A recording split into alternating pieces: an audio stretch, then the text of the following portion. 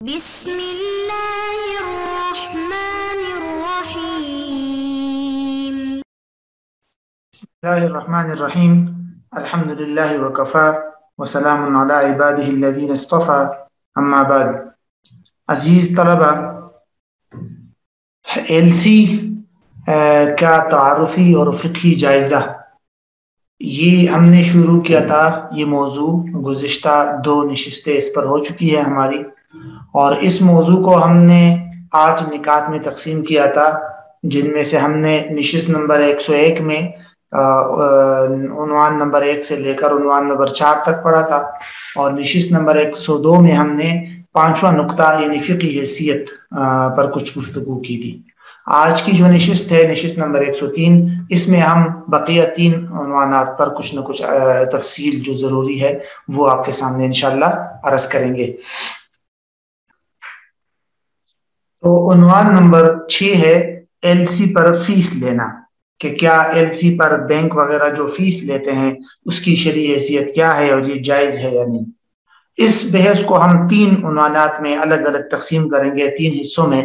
تو پہلا حصہ اس کے ذیل میں یہ ہے کہ کفالہ پر فیس لینا جائز ہے یا نہیں. اس کی تفصیل ہم نے پڑھی تھی کہ ایل سی جو ہے یہ عقد کفالہ اور وکالہ دونوں کا مجموعہ ہے. تو چونکہ ایل سی کے اندر کفالہ بھی ہوتا ہے، بینک باقاعدہ گارنٹی اور ضمانت دیتا ہے کہ بھئی میں اس کی طرف سے ادائیگی کروں گا، خریدار کی طرف سے یا امپورٹر کی طرف سے. تو بینک جو یہ ضمانت نامہ جاری کرتا ہے یا گارنٹی فراہم کرتا ہے، اس پر فیس لینا شرعاً جائز ہے یا نہیں. یا عمومی طور پر بھی دیکھا جائے تو کیا عقد کفالہ پر فیس لینا جائز ہے یا نہیں. اس بارے میں معاصر علماء کی 3 رائے ہے. پہلی رائے جس کو اکثر علماء نے اختیار کیا ہے وہ یہ ہے کہ ایل سی پر فیس لینا جائز نہیں ہے. کیوں؟ یعنی ایل سی کے اندر جو عقد کفالہ ہے، اس جو ضمانت جاری کی جاتی ہے، وہ جو گارنٹی دی جاتی ہے، اس پر فیس لینا جائز نہیں ہے. کیونکہ عقد کفالہ جو ہے وہ تو ایک عقد تبرع ہے، عقد معاوضہ نہیں ہے. اور اس پر تقریباً تمام ائمہ کا اتفاق ہے، ائمہ 4 کا، کہ بھئی یہ تو عقد تبرع ہے، لہٰذا اس پر فیس لینا وغیرہ جائز نہیں ہے. اس کا تذکرہ حضرت شیخ الاسلام مفتی تقی عثمانی صاحب دامت برکاتہ نے فقہ البیوع کی 2 جلد میں کیا ہے. دوسری رائے یہ ہے کہ ایل سی کے ضمن میں جو فیس لی جاتی ہے عقد کفالہ کی بنیاد پر وہ لینا جائز ہے. یہ رائے شیخ وہبہ زحیلی رحمہ اللہ اور جیسے دیگر حضرات نے اختیار کی ہے، جیسے الفقہ الاسلامی و ادلتہ کے اندر انہوں نے اس کا تذکرہ کیا ہے. اور انہوں نے لکھا ہے کہ ٹھیک ہے، عقد کفالہ پہلے عقد تبرع تھا، لیکن موجودہ حالات میں یہ تجارت کا ایک لازمی جز بن چکا ہے، لہٰذا اب اس پر فیس لینا جائز ہے. لیکن علماء نے اس کو رد کیا ہے کہ بھئی محض موجودہ زمانے میں اس کا تجارتی جز بن جانے سے ایک عقد تبرع پر فیس لینے کی اجازت نہیں دی جا سکتی، بلکہ اس میں سود کے ساتھ مشابہت لازم آتی ہے. تیسری رائے ہے کہ خدمات کی اجرت مثل دینا. اس کا کچھ تذکرہ بعد میں بھی آئے گا، لیکن یہاں یہ نقطہ ذہن میں رکھنا چاہیے. تیسری رائے ہے کہ بینک ایک ہوتا ہے ضمانت لینا، گارنٹی دینا، عقد کفالہ وہ ایک الگ چیز ہے، اس پر تو فیس لینا جائز نہیں ہے جس طرح پہلی رائے والوں نے کہا. لیکن یہ جو تیسری رائے والے ہیں یہ لکھتے ہیں کہ ٹھیک ہے، صرف کفالت اور صرف ضمانت پر تو فیس لینا جائز نہیں ہے، لیکن اس کے ساتھ ساتھ بینک کچھ خدمات بھی تو سر انجام دیتا ہے.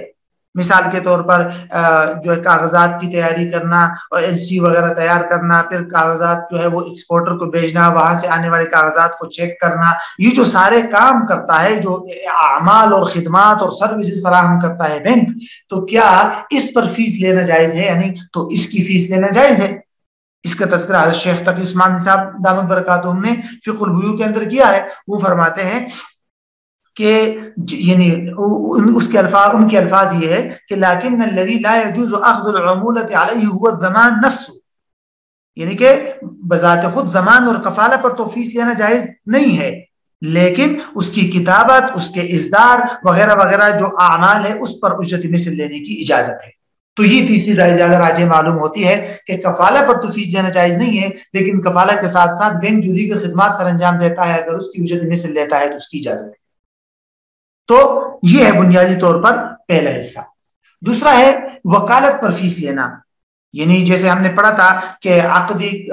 کہ جو ایل سی کا کانٹریکٹ ہے یہ دراصل دو چیزوں کا مجموعہ ہے، کفالہ اور وکالہ، کہ ایل سی جاری کرنے والا بینک جو ہے وہ صرف ادائیگی کی گارنٹی نہیں لیتا بلکہ اس کے ساتھ ساتھ وہ دیگر خدمات میں امپورٹر کا وکیل بن کر معاملات سر انجام دیتا ہے۔ تو امپورٹر کا وکیل بنتا ہے تو کیا اس وکالت پر وہ امپورٹر سے فیس لے سکتا ہے یا نہیں؟ تو اس کی فیس لے سکتا ہے۔ تو خلاصہ یہ ہو جائے گا پچھلے والے نقطے اور اس نقطے کا کہ بینک امپورٹر سے دو قسم کی اجرت وصول کر سکتا ہے۔ ایک، ایل سی جاری کرنے پر بینک جو دفتری امور سر انجام دیتا ہے اس دفتری امور کی اجرت مثل، اور دوسرا امپورٹر کا وکیل بن کر جو بینک دیگر خدمات سر انجام دیتا ہے اور جو دیگر کام بطور وکالت کے کرتا ہے اس کی فیس۔ تو بینک یہ دو قسم کی فیس جو ہے وہ امپورٹر سے لے سکتا ہے۔ ہاں، عقد کفالہ اور ضمانت وغیرہ کو اس میں ملحوظ نہیں رکھنا چاہیے کہ بینک گارنٹی دیتا ہے، کیونکہ گارنٹی پر فیس لینا یا کفالہ پر فیس لینا جائز نہیں ہے۔ تیسرا حصہ ہے مراسل بینک کی فیس، جسے ہم نے پڑھا تھا کہ کبھی کبھی بیچ میں مراسل بینک بھی آ جاتا ہے جو ایکسپورٹر کے شہر کے اندر ہوتا ہے، اور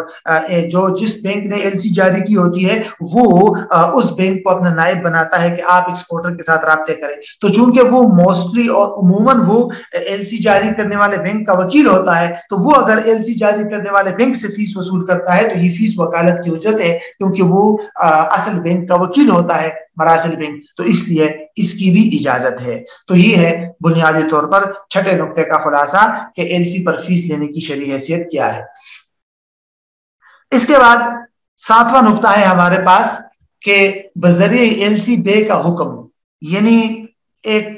آدمی ہے پاکستان میں امپورٹر ہے، وہ باہر سے مال منگوا رہا ہے اور باہر والا آدمی مال بھیج رہا ہے، تو یہ جو دونوں آدمی ملتے ہیں اور دونوں آپس میں یہ معاملہ کرتے ہیں کہ بینک کو بیچ میں لانا پڑے گا، اور بینک جو ہے وہ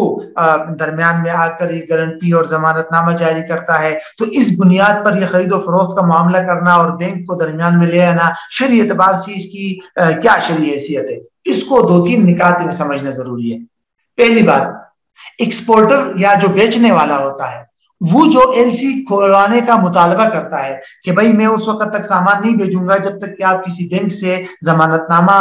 لے کر مجھے نہ بھیجے، تو یہ جائز ہے، اس میں شرعاً کوئی حرج نہیں ہے۔ یہ تو ایسا ہے جیسے کہ عام خرید و فروخت کے معاملات میں کفالہ کا مطالبہ کوئی کرتا ہے۔ مثال کے طور پر ایک آدمی ہے ادھار چیز بیچتا ہے اور خریدار سے کہتا ہے کہ تم پہلے کوئی کفیل لے آؤ، کوئی ضمانت، کوئی ایسا آدمی لے آؤ جو یہ ضمانت دے دے کہ اگر تم نے ٹائم پہ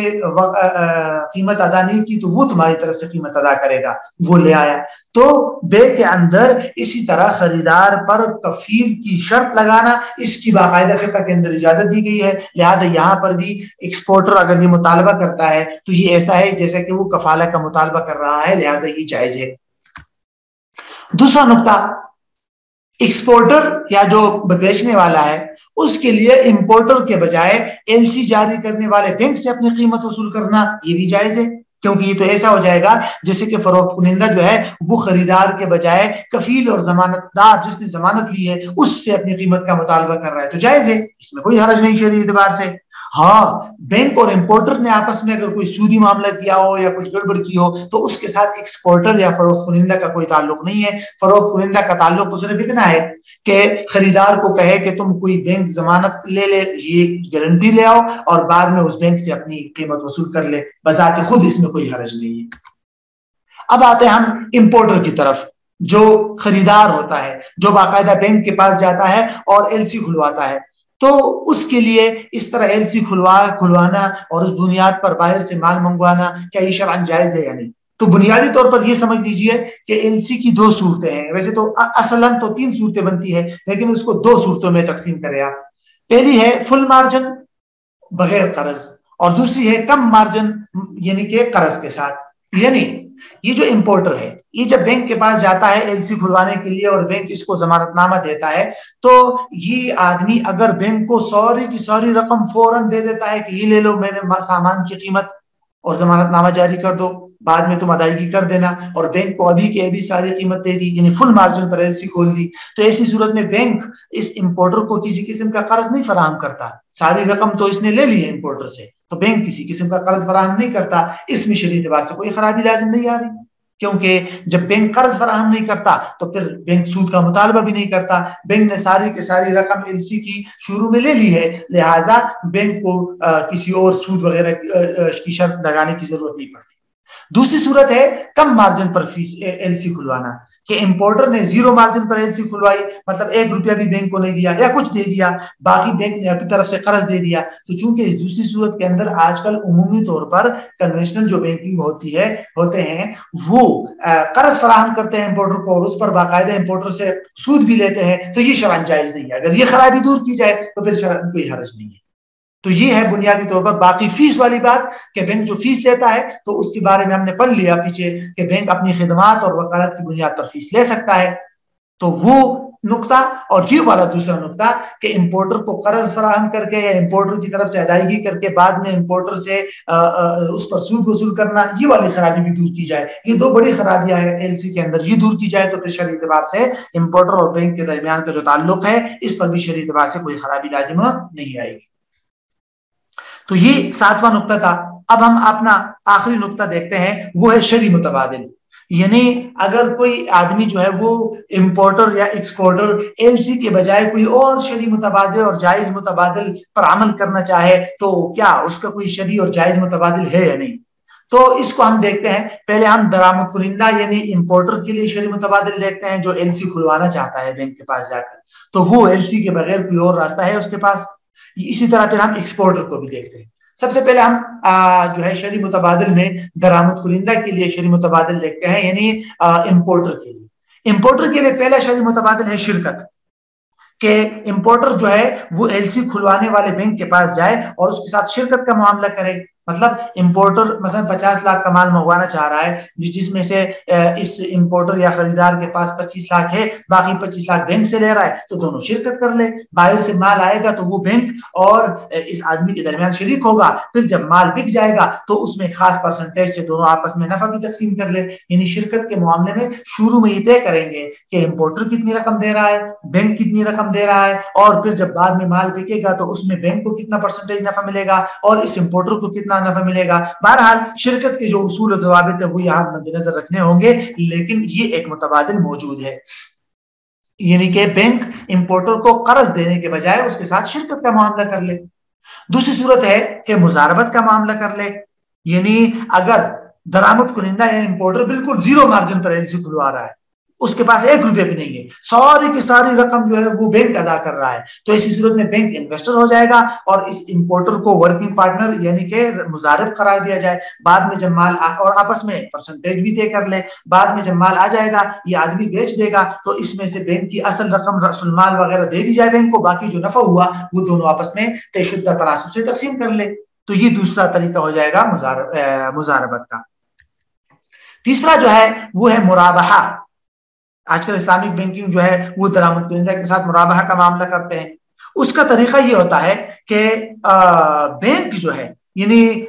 بینک یہ چاہتا ہے کہ باہر سے آنے والا مال ہم اپنے لیے خریدیں اور پھر ایل سی کھلوانے والے امپورٹر کو ہم آگے مرابحہ کے طور پر بیچیں. تو اس کی بھی اجازت ہے, یعنی کہ